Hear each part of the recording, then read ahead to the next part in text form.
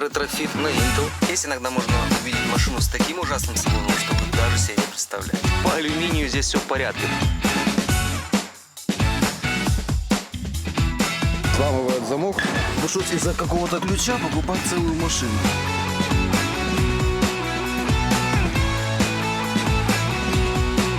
Всех приветствую у нас на канале. У нас сегодня такой замечательный солнечный день. Хочу вам рассказать про одну машину. Про машину Tesla Model S P85D 2015 года, на которой я, собственно, сейчас и еду. Здесь стоит ретрофит на Intel. Мы можем увидеть это вот здесь вот. Ну давай же, включайся. Intel Atom.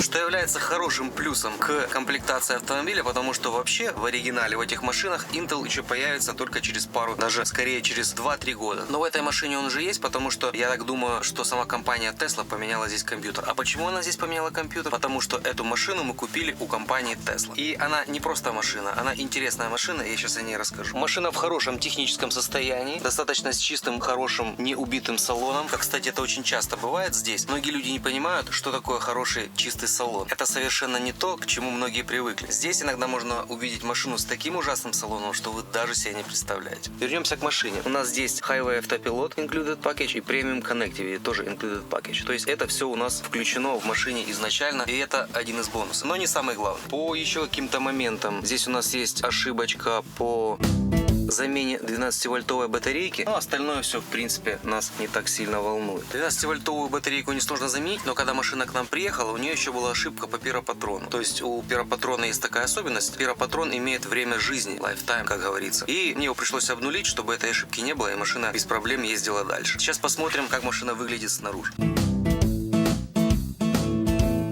Есть такие вот небольшие повреждения, то есть, видимо, что-то горело рядом с машиной, поэтому здесь подплавилась фара и немного вот такой вид приобрел бампер. Но по алюминию здесь все в порядке, нужно заменить просто вот эту часть фары и покрасить бампер. Больше по внешности у этой машины проблем нет. Вот так она выглядит.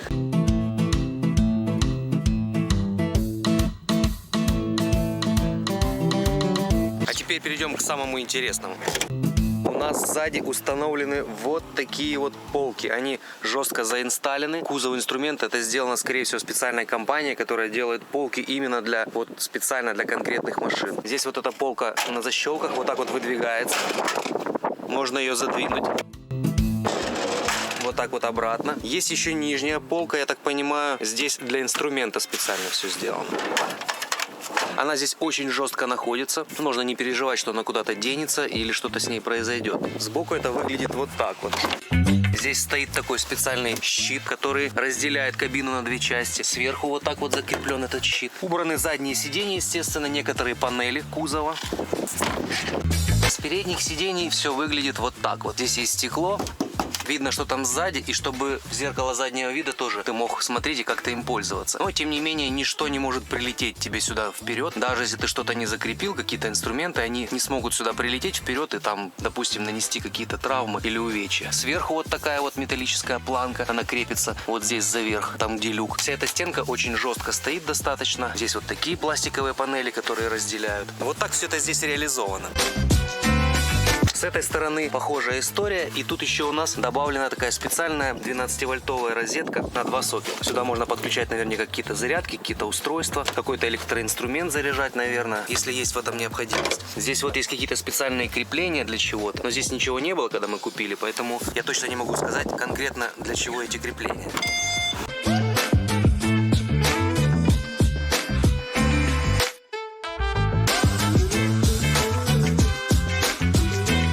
Шумный ветер, поэтому решил сесть внутрь и продолжить эту историю. Эту машину, как я уже говорил, мы купили у компании Tesla. Она была продавцом на аукционе, и поэтому предыдущий владелец это компания Tesla. У нас, конечно, нет точных данных, но очевидно, что эту машину использовали в компании Tesla как техничку, как машина, на которой ездил какой-то технический специалист и ремонтировал какие-то другие машины. Возможно, скорее всего, это так и было. Именно для этого здесь специально установлены вот такие сзади полки для инструментов, ящики и убран задний ряд сидений. Поэтому эту машину мы среди нас называем техничкой. Но как бы там не было, это P85D 2015 года. И это очень быстрая машина. Она по заводу едет 3,1 секунду до сотни. То есть это очень быстро. И я на ней ездил, замерял. У меня, конечно, нет специального оборудования, чтобы замерить скорость. Но по моим обычным замерам она приблизительно так и едет. И я вам скажу, это очень быстро.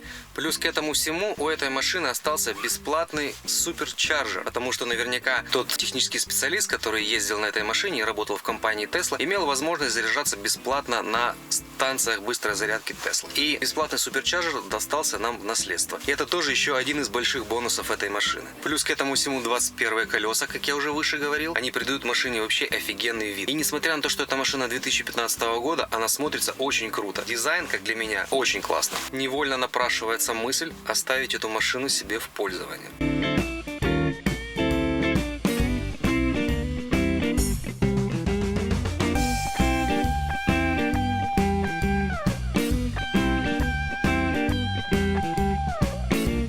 Такая функция еще у машины, видите, P загорелась, паркинг. Я включаю заднюю передачу, и он видит место, которое нашел для парковки. Я нажимаю старт и полностью отпускаю ноги. Ноги, руки, и все, машина начинает сама парковаться. Вот мы видим, как происходит. Вот видим задние камеры, видим, что происходит сюда, видим, что происходит слева. Машина сейчас включает сама вперед и едет, включает переднюю, заднюю передачу сейчас включит. И будет равняться, и будет встраиваться в это паркоместо, которое она нашла. Вот мы паркуемся. Я абсолютно ничего не делаю, не дотрагиваюсь ни до педалей, ни до чего, ни до руля. Вот все, она нашла место, припарковалась и стала в паркинг.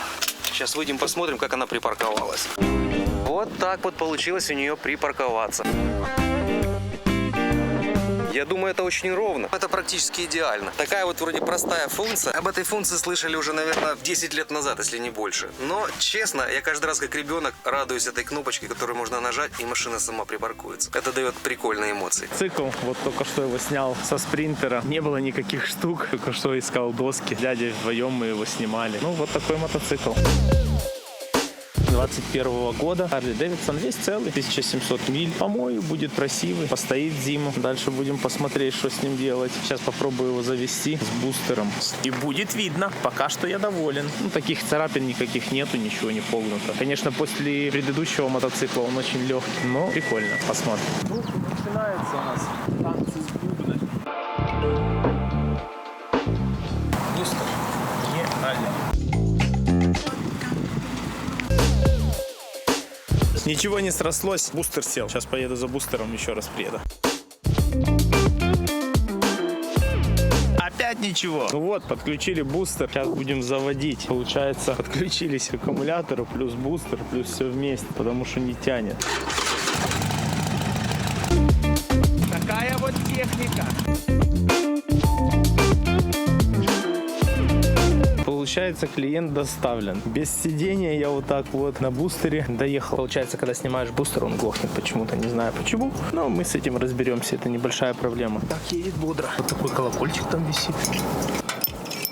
Прикольно. Будем загонять. Всех приветствую. Есть у нас вот такой автомобильчик. Соната 16 года. Красивая, хорошая. Но у нее заклинил мотор. Как это часто бывает на G4, KE, KK, KJ и так далее. Мотор мы уже вытащили. У нас под эту машину есть специально купленный донор. Мы его уже практически разобрали. От него одни рожки до ножки остались. Отсюда уже достали коробку, мотор, двери. Ну и в общем все ценно. Мотора, который мы достали с донора, есть небольшие повреждения. Сейчас я покажу. И на крышке передней оторваны крепления подушки. А вот заклиненный мотор, который был до этого. Он заклиненный, вернее, он плохо крутится, он не то чтобы полностью заклиненный, он просто плохо проворачивается. Ну, в общем, там какая-то проблема по низу. Мы с этого мотора снимем полуподдон, боковую крышку, коллектор впускной и все необходимые части, которые повреждены на этом моторе. Посмотрим, что из этого выйдет. Для начала я разберу и дефектую этот мотор, чтобы понимать, что все это имеет смысл. Так как повреждения серьезные, здесь вот такая огромная дыра, и мы не знаем, после аварии этот мотор заглушили, либо он продолжал работать. И если он продолжал работать, то, конечно, мог пострадать весь низ, то есть коренные, шатунные, шейки коленвала. Ну, увидим.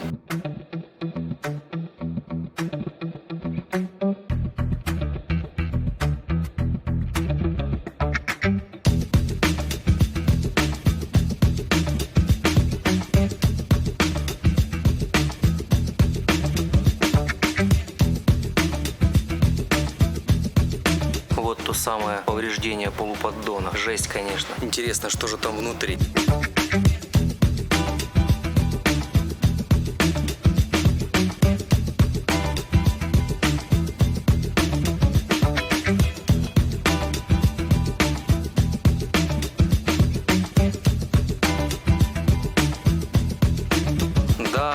мотор вообще не радует. Масло здесь, наверное, с завода никто не менял. Печально. Здесь еще видны дополнительные повреждения, то есть это место крепления масляного фильтра, та же вот пробоина в полуподдоне и, конечно, очень-очень грязный мотор. Масло никто не менял, наверное, никогда. И с шатунами все окей, и буду переставлять поддон с этого двигателя. Начнем.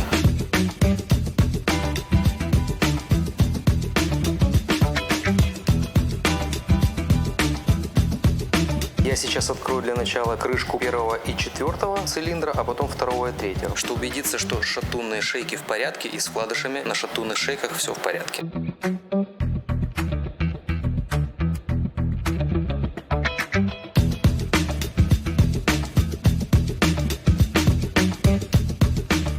Вкладыш выглядит хорошо, никаких повреждений, абсолютно в отличном состоянии. С этой стороны вкладыш тоже в отличном состоянии. Третий вкладыш в отличном состоянии. На втором вкладыше есть небольшие потертости, но в остальном он тоже в хорошем состоянии. Ставлю шатунные шейки на место и протягиваю с нужным моментом.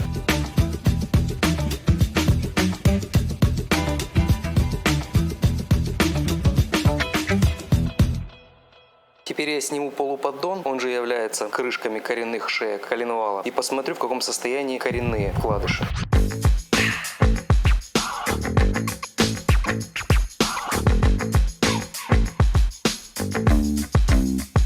В итоге имеем коренные шейки коленвала, видно на них потертости, но потертости ногтем не ощущаются, они незначительные. Что касается вкладышей, тоже видно износ определенный, вот здесь видно какой-то мусор попался, но тоже ногтем сильно не ощущается, то есть износ, повреждения незначительные. Эту часть мы в любом случае будем менять из-за того, что здесь отверстие проделанное после ДТП, но в целом по низу здесь, несмотря на то, что масло менялось очень плохо, по низу здесь все более или менее хорошо. Сейчас я разберу этот двигатель, мне с него нужно взять полуподдон и переднюю крышку и переставлю все сюда. Напомню, что вот этот двигатель, он у нас заклинен.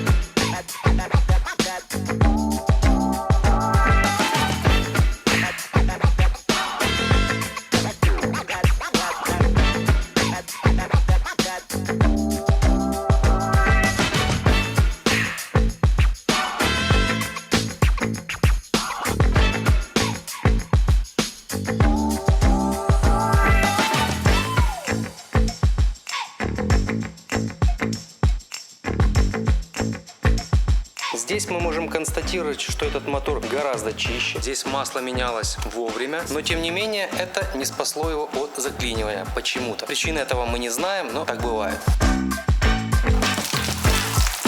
Интересная картина здесь. Такое ощущение, что здесь не было масла. Из-за этого мотор заклинил. Стружка жестко здесь все покрошила.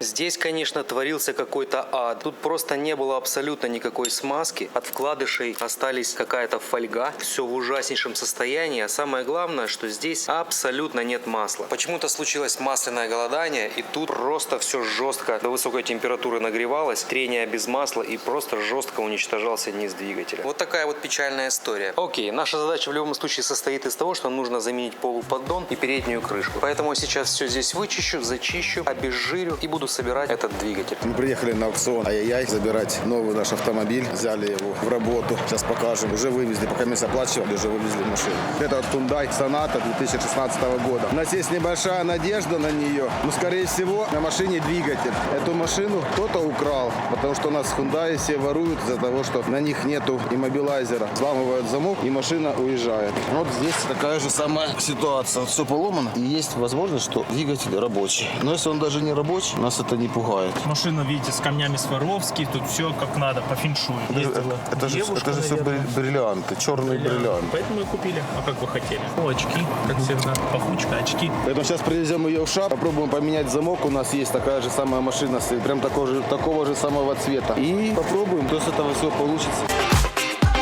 Сейчас мы попросим лоудера, чтобы он нам ее загрузил на прицеп, потому что они ее здесь оставили. И нам будет очень сложно ее толкать. Пойдем попросим человека, чтобы он нам ее загрузил на прицеп. Ну вот так вот ребята тут еще работают. Видишь, без бампера. Одну купил, одну тянет. Hello, sir. I would like to ask you a question. Can you please load our car to now? Thank you so much. Сказал, что сейчас поставит. За $20. Это еще по-русски говорит. $20 поставить. Вот так. Будем ждать. Давай, Влад, пошел! Третью! Врубай! И в стекло. Ну, это мы, конечно, не вставим, но это не точно.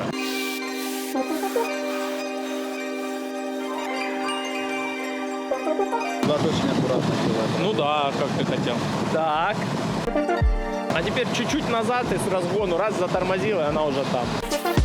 Как он не доехал. Так там дядя ж показывает вперед, назад. Не переживай. У них страховка здесь гораздо лучше, чем у нас была. Но я думаю, что не стоит проверять. Все, сейчас привяжем машину. И за выходные она будет готовая машина к продаже. Посмотрим, что у нас выйдет с этого. Готово.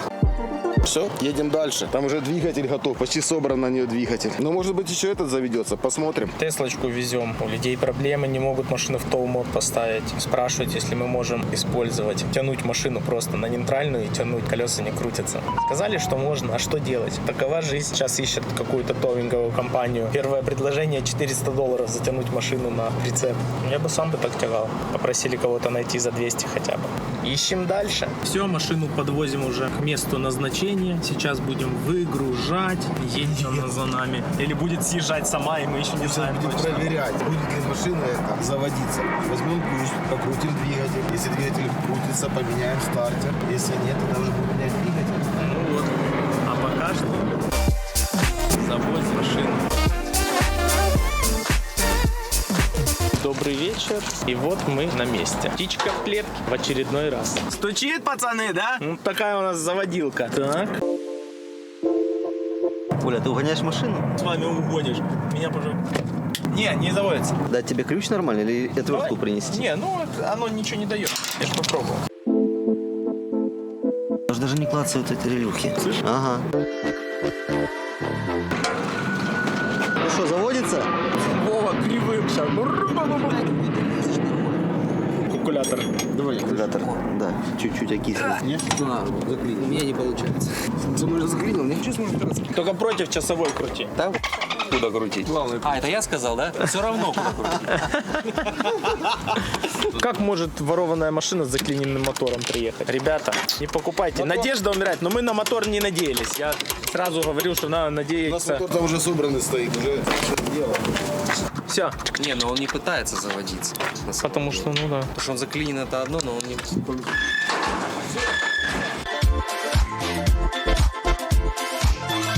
Раз, два, три, по почкам. Ну как? Нормально она едет, все хорошо. Все, так Вообще и не сделаем. стучит ничего, тихо, классно. Гибрид. Электрик. Вот так. Вот эта машина обыкновенная, а та спорт. Тут большой экран, там маленький экран. Там две выхлопные трубы, тут одна выхлопная. Спорт это простая комплектация. А, это типа лакшери, да? Я себе думал, спорт это быстро. А зачем две выхлопные? А знаешь, почему там маленький монитор? Потому что спорт облегченный. А две выхлопные зачем? Спорт же. Нам машину грузил Влад, прям на бутылку. Мы, кстати, это все засняли, да, ребят. Влад, кстати, на Ай-яй-яй признался, что он наш друг. Да? А до этого не говорил. И я говорю Энджеле это. Теперь, если говорю какой-то косяк за нами, ты всем говоришь, что мы его друзья. А если мы нормально, то типа твои друзья. Этой бабе. Женщине. Теслы грузят. Еще чуть-чуть и будет видео у нас. 4 Теслы выстроим и сделаем красивое видео, как мы ремонтируем Теслу. Ну или как они хотят. И мою тоже. Все, и мою тоже ремонтируйте. Я нашел ключ для этой сонаты от зажигания. Вот он. Да все, открой ту сонату, покажи уже ключ, откуда мы возьмем, да все. Да. Так же самое у нас донор стоит. Двигатель мы отсюда забирали, только ее открыть невозможно отсюда. Двигатель мы отсюда забрали, и стоит оно все ненужное. Поэтому пришлось из-за какого-то ключа покупать целую машину. Здесь у нас это все есть. Поэтому мы поставим, и машина поедет. После, правда, замены двигателя. Надо будет переставить здесь, слышь? А ты подбираешь машины, когда, да, ты всегда стараешься, чтобы они были настолько одинаковые, что даже повреждения одинаковые. Тут подбитые, да, типа? Там тоже сейчас подбитая. Ну да, неприятно. В смысле, неприятненько. Зато чапаем. Чуть-чуть до ржавчины. Ну ничего. И так сойдет. Вот такое вот произошло с некоторыми из шатунных вкладышей. Они просто как фольга перегрелись, стерлись, провернулись и их сожрало. Конечно же, я перекину масляный насос с крышки, которую буду использовать, потому что там, где не было масла и заклиненный мотор, насос очень поврежден, потерт, а насос с той крышки, которая после ДТП пострадала, он в принципе в хорошем состоянии, поэтому я его переставлю со старого мотора на тот, что будет работать. Поэтому насос, который в более лучшем состоянии, я поставлю в ту крышку, которую мы поставим на мотор.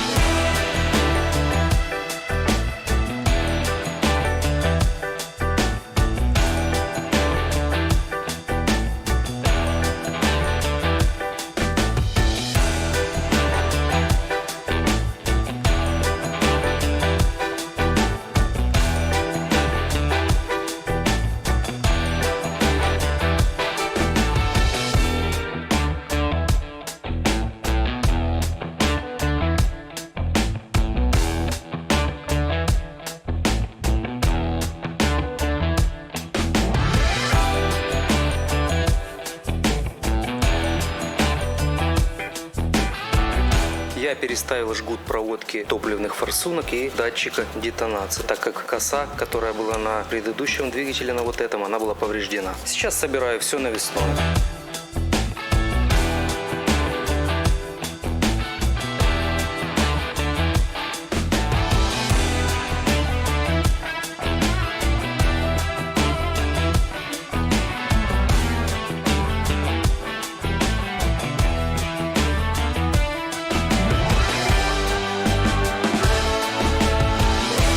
Вот у нас был сегодня быстрый ремонт. Иногда стоит задача в кратчайшие сроки поставить машину на ход. И сегодня мы делали именно это. Что, куда мы сегодня едем, Саша? А куда мы сегодня едем? Да, как я всегда говорю.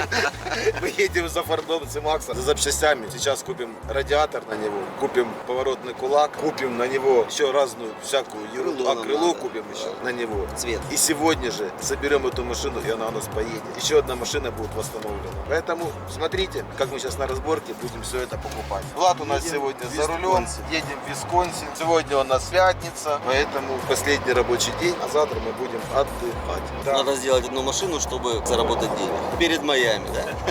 Мы едем в Майами, Саша? Едем, моя. Едем в Майами. Увидимся. Maybe you have a little radiator to automatic transmission, you know, with hoses to transmission. Transmission cooler? Yeah. Yep, nothing on that either. В общем, мы вышли с разборки, нам дали вот такой вот документ, сказали, едьте, смотрите, как посмотрите запчасти, если вам все нравится, оплачивайте и едьте дальше. Customer pickup service. Идем смотреть на наши запчасти. Все, давайте. А они пускают. Александр, как тебе крыло? Не знаю, что делать, крыло еще и под крыло тут можно. Дали Подарок, да? Придется на eBay продавать. Продать за $100, да? Ну не такие же жлобы. 50 таки быть. А вот так ребята работают. У них тут разборка, все разбирается, пакуется и отправляется на eBay. Нет, пока нельзя забирать, потому что мы только посмотрели. Вторую деталь мы еще забираем, правильно? Вторую деталь, он сказал, 10 минут мы на нее посмотрим, и если нам все подходит, то мы ее заберем. Да, забираем. Забираем? Хорошая запчасть. А то же у нас супер помогал, что там тормозы. Да нет, суппорт у нас есть, диск есть, все есть. Берем. Вот и все. Все купили, все положили. Крыло, стойка, все запчасти в наличии. Едем дальше искать радиаторы. Я сомневаюсь, что мы их найдем. Полностью. Ну да. Постараемся. Поехали. Сюда надо поставить электродвигатель на этот велосипед. Батарейку только еще куда-то поставить. Да? Можно ездить. Прикольный велосипед. Ну вообще мы уже купили все, что нам надо. Теперь мы решили покушать. Все проголодались, да? Все голодные, надо кушать. Решили пойти в Тубразер. Вот мы и пришли. Но это не точно. Все точно. Интересно, найди. Больше хочется набухаться.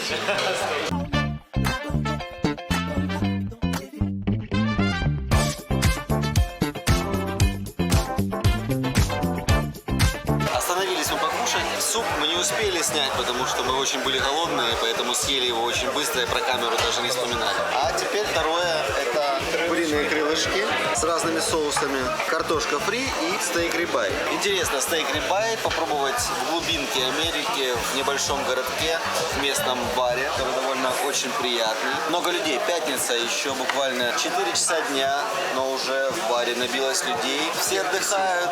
Маленький поселок, из этого все люди сидят. Но суп вкусный. Мы его не показали, Тебе но суп был понравился, очень да? вкусный, да. Суп с Саша? моллюсками был. Я хочу мясо.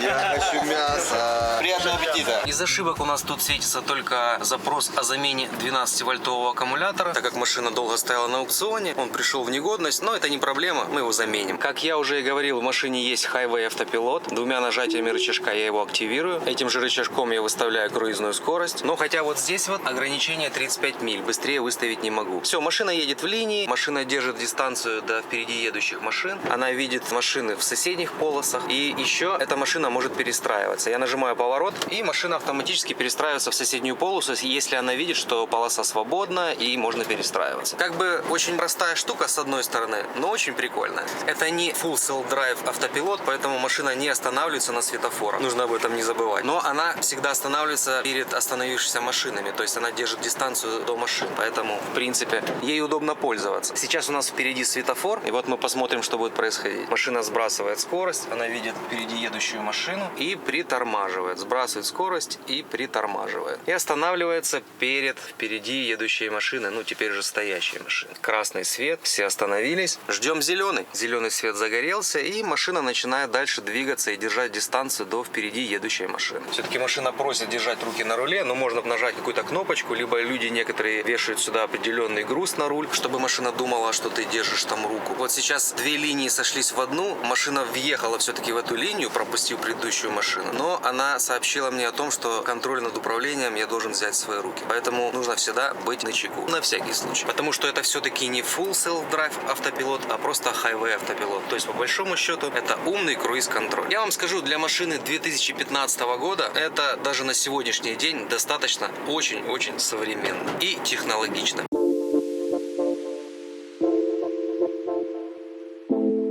В ближайшем будущем, я думаю, я доинсталлирую эти полочки сзади, которые там заинсталлены. Возможно, мы их продадим, возможно, кому-то они пригодятся и будут нужны. Я найду салон соответствующий, то есть задние сиденья, некоторые панели, все, что было отсюда снято, и верну этот салон оригинальный первоначальный вид. Мы немного покатались и будем возвращаться в Шап. А до Шапа у нас ехать 12 минут. Кто бы там ни говорил, а навигация в Тесле мне на самом деле нравится. Можно забить точки, метки, дом, работу. И очень быстро, буквально одним-двумя нажатиями, ты возвращаешься к какой-то точке, которая тебе нужна. И оно тебе ведет по карте ближайшим маршрутом, учитывая пробки, давая тебе разную другую информацию с карт. Это очень-очень удобно. Потому что на самом деле я замечал, что люди, имеющие машины там 22 года, имея навигацию в своих машинах, они все равно пользуются телефонами. Типа телефон удобнее, он на связи с сетью, он он всегда покажет ближайший маршрут. Но вот то же самое происходит здесь, в навигации Tesla. Ей пользоваться сильно удобнее, чем телефоном, потому что телефон остается свободен. А это работает автономно и показывает тебе быстрый ближайший маршрут. Это очень удобно, как по мне. Такой вот небольшой обзорчик. Почему-то решил я запилить сегодня с утра. Не совсем свойственный контент для нас, но такое вот настроение, такая вот интересная машина хотелось показать. Несмотря на то, что это 2015 год, это, как я считаю, очень-очень интересная машина. А когда я верну салон в первоначальный вид, мы эту машину очистим, отдетейлим, сделаем, чтобы она выглядела красиво, я постараюсь не забыть ее подснять и показать вам в будущих сериях. Спасибо за внимание.